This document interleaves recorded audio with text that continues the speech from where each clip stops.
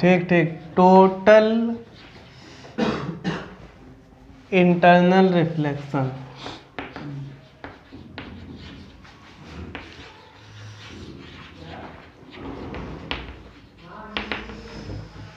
तो देखिए total internal reflection जो होता है बहुत इंपॉर्टेंट होता है, इसको अच्छे से समझना, ठीक है। टोटल इंटरनल रिफ्लेक्शन में क्या होता है, यहाँ पर डेंसर मीडियम से लाइट जब रेयर मीडियम के लिए ट्रेवल करती है, किसमें ट्रेवल करेगी, डेंसर से रेयर। तो जब डेंसर से रेयर जाएगी तो किधर बेंट होती है, अवे फ्रॉम द नॉर्मल। तो जब लाइट अपने ही मीडियम में वापस लौट आती है तो उसको बोलते हैं टोटल इंटरनल रिफ्लेक्शन।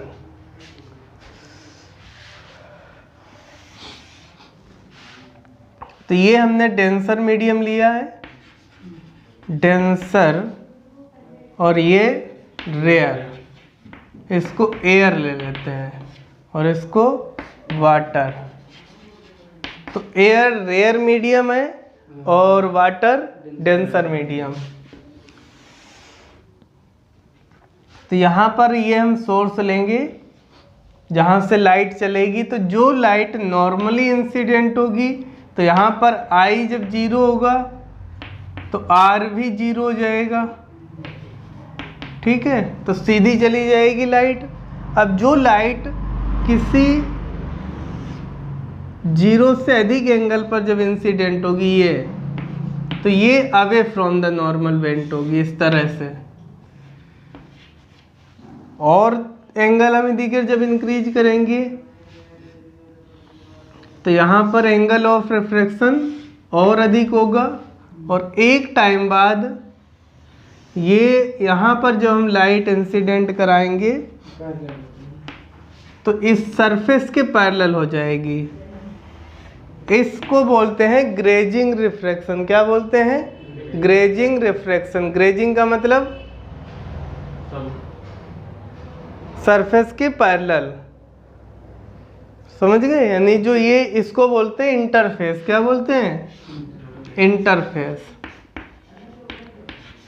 इंटरफेस का मतलब होता है दोनों मीडियम का जहाँ पे मिलेंगे उसको बोलते हैं इंटरफेस, दोनों मीडियम का मिलान, ठीक।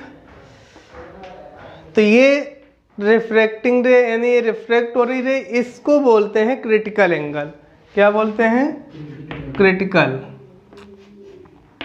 जब एंगल ऑफ रिफ्रैक्शन 90 डिग्री होता है तो ये जो एंगल होता है इसको बोलते हैं क्रिटिकल एंगल। यानी वो एंगल जिसपे रिफ्रैक्टेड रे 90 डिग्री रिफ्रैक्शन एंगल बनाएगी, तो ये इंसिडेंट एंगल जो होगा उसको क्या बोलेंगे, क्रिटिकल एंगल। ये लिमिटिंग कंडीशन होती है। यदि अगर हम इससे थोड़ा सा अधिक एंगल I बढ़ा देंगे तो ये लाइट अपने ही मीडियम में वापस लौट जाती है। इसको बोलते हैं टोटल इंटरनल रिफ्लेक्शन।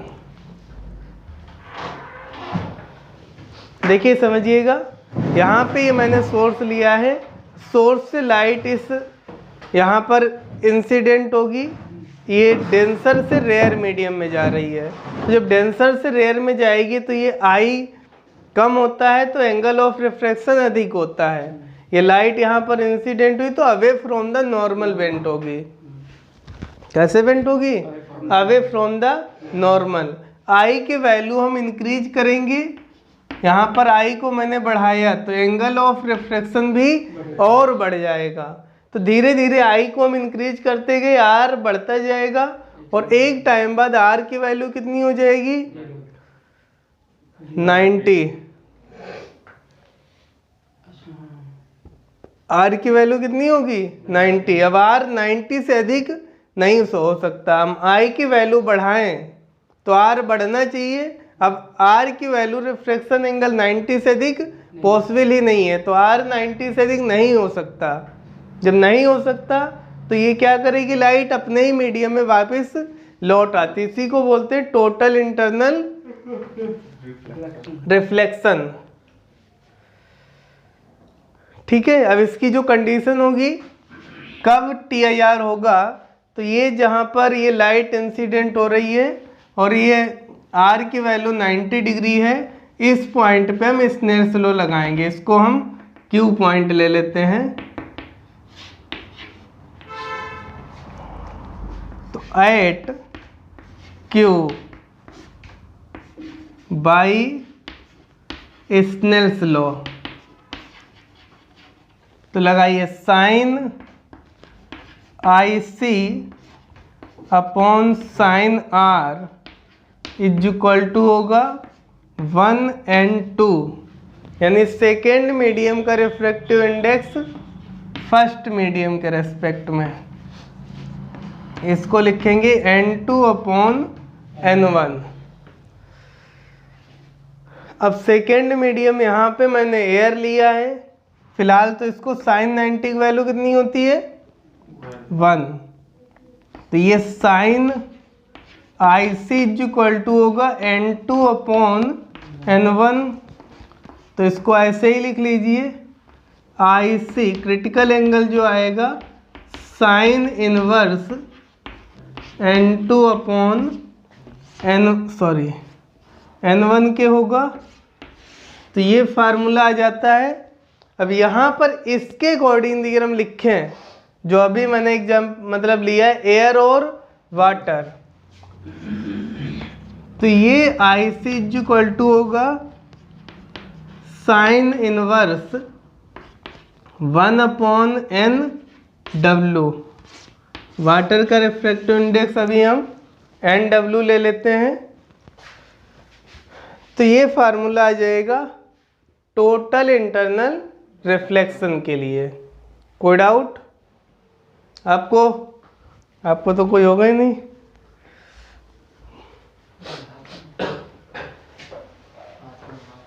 क्या? हाँ, तो हम क्या बताने वाले हैं इसमें जानते हैं आप लोग? अभी नहीं जानते, पहले से पता होगा तो सब गड़बड़ हो जाएगा।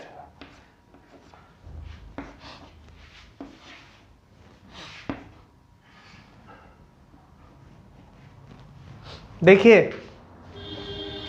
टोटल इंटरनल रिफ्लेक्शन में जब हम कोई सोर्स किसी डेंसर मीडियम में लेंगे, तो जब डेंसर मीडियम में सोर्स होता है तो यहाँ सोर्स से लाइट चली, तो कुछ लाइट तो ये जो सीधी जा रही है वो तो सीधी चली जाएगी। अब बाद बाकी जो लाइट यहाँ पर सरफेस पे किसी आई एंगल पे इंसिडेंट होंगी, तो सबके लिए रिफ्रैक्शन एंगल अलग अलग होगा। जिसके लिए रिफ्रैक्शन एंगल 90 डिग्री है, ये तो लाइट डेंसर मीडियम से रेयर मीडियम में आएगी, लेकिन इसके बाद की लाइट जो होती है उनका टोटल इंटरनल रिफ्लेक्शन TIR हो जाता है, वो लाइट डेंसर से रेयर मीडियम में नहीं आती हैं। इसका एग्जाम्पल है, अगर आप लोग जो फाउंटेन जहाँ पे लगा होता है फव्वारा देखा है, तो वहाँ पर उसमें पानी के अंदर लाइटें लगी होती हैं, गौर किए? नहीं किए होंगे, देखे होंगे तो किए होंगे। तो वहाँ पर जो रात में देखे, क्या दिन में देखे, रात में नहीं देखे? क्यों?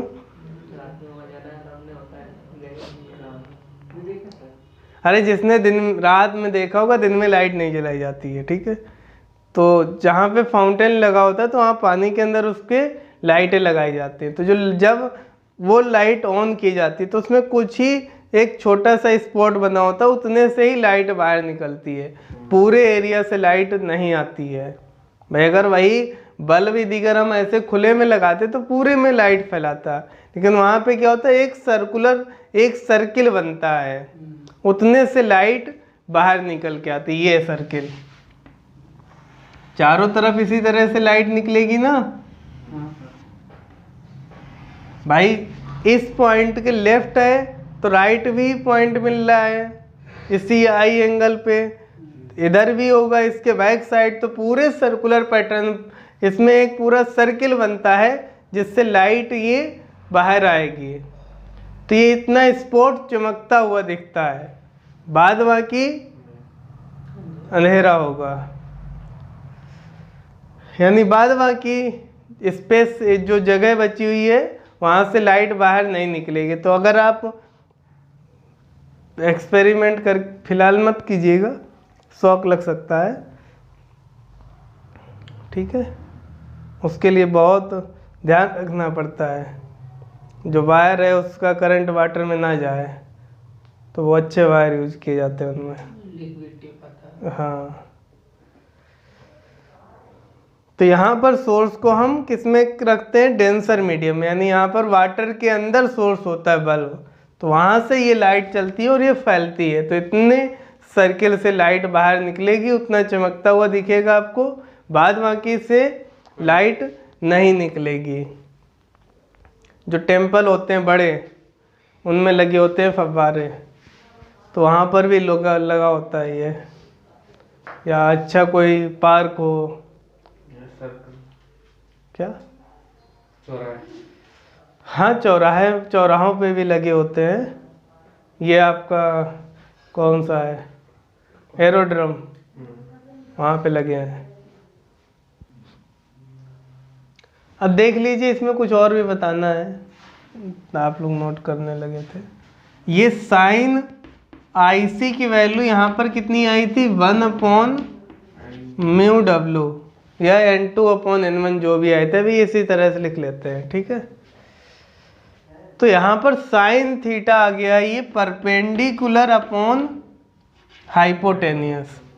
बेस दिगर यहाँ से फाइंड करेंगे तो अंडर रूट होगा hypotenuse square minus base square, sorry perpendicular square, base find कर रहे हैं, तो under root μW square minus 1 होगा। तो यहाँ से हम tan थीटा निकाल लेंगे। अब tan थीटा होगा, यहाँ से पहले रेडियस निकालेंगे ये इसकी, और फिर एरिया निकालेंगे। तो tan थीटा होगा परपेंडिकुलर अपॉन बेस, ये आई है perpendicular upon base, tan IC, और ये परपेंडिकुलर कितना है 1, बेस कितना आया μW स्क्वायर माइनस 1, तो रेडियस यहाँ से आ जाएगी R H upon under root μW square minus 1। तो ये रेडियस वो होगी जिससे लाइट बाहर निकल रही। एरिया कितना होगा πr स्क्वायर, R की वैल्यू पुट कर दो, H upon under root μW square minus 1 का स्क्वायर करेंगे तो ये हो जाएगा pi H square upon μW square minus 1।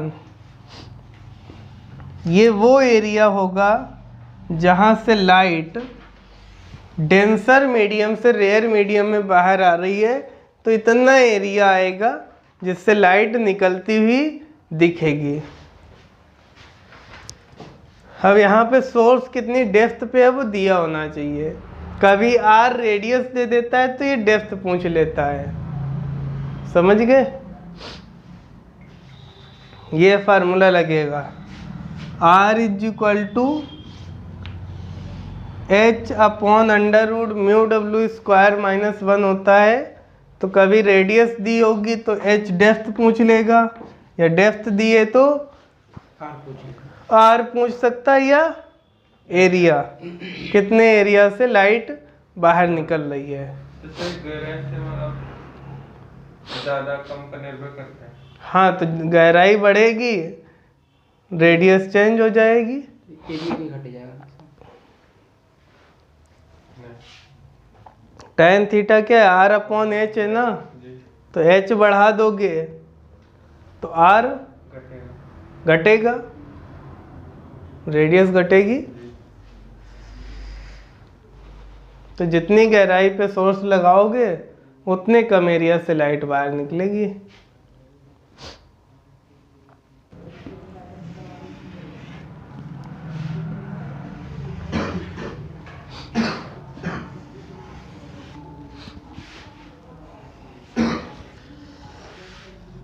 देखिए ये एक बल्ब लगा हुआ है,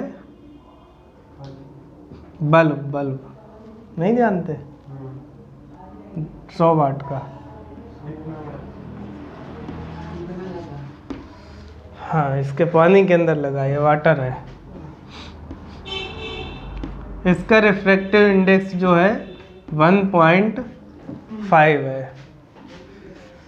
तो यहाँ से लाइट चलेगी, इस तरह से बाहर निकलेगी, तो ये बल्ब 10 मीटर की डेप्थ पे लगा है, तो कितने एरिया से लाइट बाहर निकलेगी वो एरिया आपको फाइंड करना है। फिलहाल तो अभी हम ही फाइंड कर देंगे। एरिया का फार्मूला अभी मैंने बताया था थोड़ी देर पहले, पाई h/h² upon mu w² minus 1। ये एयर है इधर, ये वाटर है, यही फार्मूला था। देख लीजिए, अब पाई की वैल्यू पाई रखेंगे, ज़्यादा पापड़ नहीं बेलेंगे। h 10 मीटर है, 10² अपॉन म्यू डब्ल्यू की वैल्यू है 1.5 माइनस 1। तो सॉल्व कर लेते हैं, पाई इंटू ये 100 हो जाएगा, 1.5 का स्क्वायर करेंगे तो 2.25 होगा, और 1 लेस करेंगे 2.25 से तो 1.25 आएगी वैल्यू। तो ये 100 पाई अपॉन 1.25। तो सर इसका 5 वैल्यू रख देंगे? नहीं, हमें नहीं रखनी है, पॉइंट इच्छा नहीं है।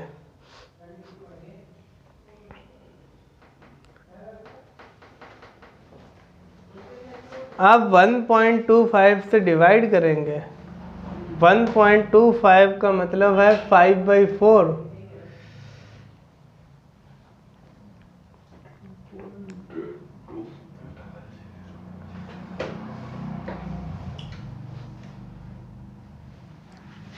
इसको अगर हम चेंज करके लिखें तो ये 100 पाई, और इसको लिख सकते हैं 5/4, तो 4 ऊपर चला जाएगा, तो 400 पाई अपॉन 5 आएगा। अब इसका डिवाइड करते हैं 400 में,